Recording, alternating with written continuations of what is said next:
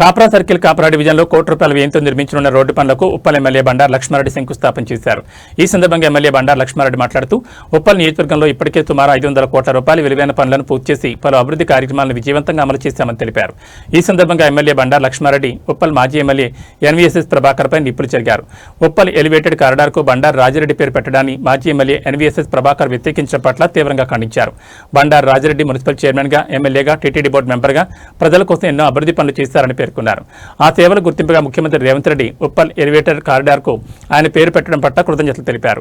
మాజీ ఎమ్మెల్యే వాజ్పేయి పేరు పెట్టాలని మాట్లాడడం సిగ్గుచేటన్నారు. వాజ్పేయి పేరును జాతీయ రహదారికి పెట్టాలని సూచించారు. మాజీ ఎమ్మెల్యే ఎన్వీఎస్ఎస్ ప్రభాకర్ అర్ధరహితంగా మాట్లాడడం ఆయన విజ్ఞతకి వదిలేస్తున్నారని బండారు లక్ష్మారెడ్డి తీవ్ర ఆగ్రహం వ్యక్తం చేశారు. ప్రభాకర్ ఏదైతే ఉన్నారో ఆయన ఇది చేస్తున్నాడు కాబట్టి నేను దయచేసి ఆయనకు కూడా కోరేది ఏంటంటే వాజ్పేయి గారి వాల్యూ తగ్గియకుండా ఆయన పెద్ద అంటే రహదారులకు ఒక 500 కిలోమీటర్లు 1000 కిలోమీటర్లు పెట్టండి. దయచేసి సెంట్రల్ గవర్నమెంట్ కూడా లెటర్ రాయమంటే నేనే లెటర్ రాస్తాను. నీ పైన నువ్వు చేయండి, నేను కూడా ఎవరికి లెటర్ రాయమంటారు లెటర్ రాసిస్తాను. నేను ఎటువంటి వ్యతిరేకం లేను వాళ్ళ దానికి. నేను వాళ్ళకు ఏడ కావాలంటే ఆడ వచ్చి నేను సపోర్ట్కి వెళ్ళబడుతుంది. ఇంకా ఉన్నాయి కాబట్టి వాజ్పేయి పేరు పెట్టాలని వాళ్ళు నేనేమంటున్నా, సెంట్రల్ ఫండ్స్ ఉంటే సెంట్రల్ ఫండ్స్ ఎన్నిటికీ లేవు, పెద్దదానికి పెట్టు అంటున్నా నేను. సెంట్రల్ ఫండ్స్ అట్లా పెద్దదానికి పెట్టండి. ఇంకోటి ఈ యొక్క బ్రిడ్జిలో 150 కోట్లు స్టేట్ గవర్నమెంట్ ఫండ్స్ ఉన్నాయి. దేనికి ఉన్నాయి? బ్రిడ్జికి ఉంది. మళ్ళీ ల్యాండ్ ఎక్విజిషన్ 250 కోట్లు ఉంది. ఇవి కాకుండా 350 కోట్లు స్టేట్ గవర్నమెంట్ డబ్బులు ఉన్నాయి దాంట్లో. అందుగురించే కదా సీఎం గారు పెట్టడం జరిగింది. కార్యకర్తలు మీపై నిరసన కూడా తెస్తున్నారు. పాపం వాళ్ళకి తెలివ కావాలి ఇది చేస్తున్నారు. వ్యక్తి మీద నాకు ఎందుకంటే ఆయన మొత్తము ఏంటంటే ఏం దుఃఖం లేకుండా క్లోజ్ అయింది కాబట్టి ఏదో ఒకటి కామెంట్ చేస్తే నా దగ్గర మనసులన్నీ వస్తారనే ఉద్దేశంతో, పేపర్లో వస్తా అని చెప్పి ఉద్దేశంతో ఈ రోడ్డు చేయడం జరుగుతూ ఉంది. అతను 4.5 ఏళ్ళు ఏం చేసిండు?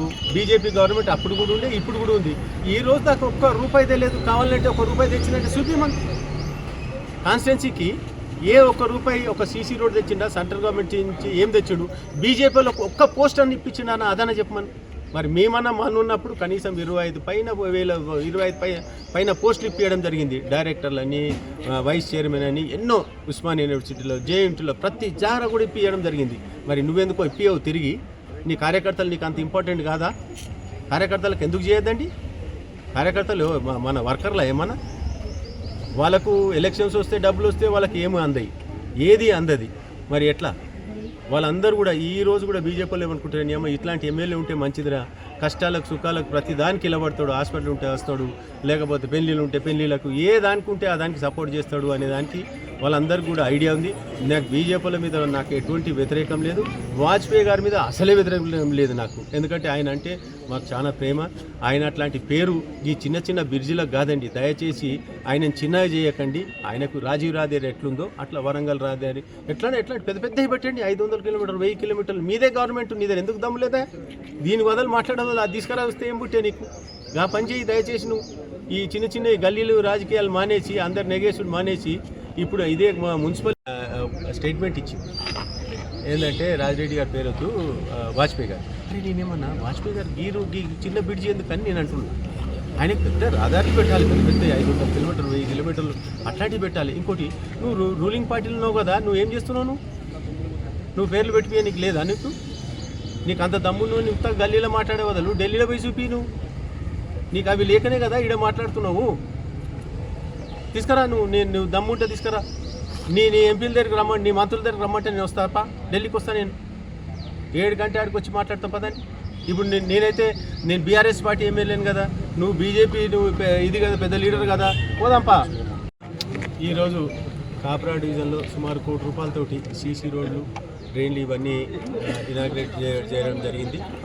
అందులో భాగంగా లాస్ట్ అసెంబ్లీ సెషన్లో సిఆర్ఎంపీ వర్కులు సుమారు 150 కోట్ల దాకా పెండింగ్ ఉండే. లాస్ట్ 2.5 years నుంచి ఇవ్వడం లేదు.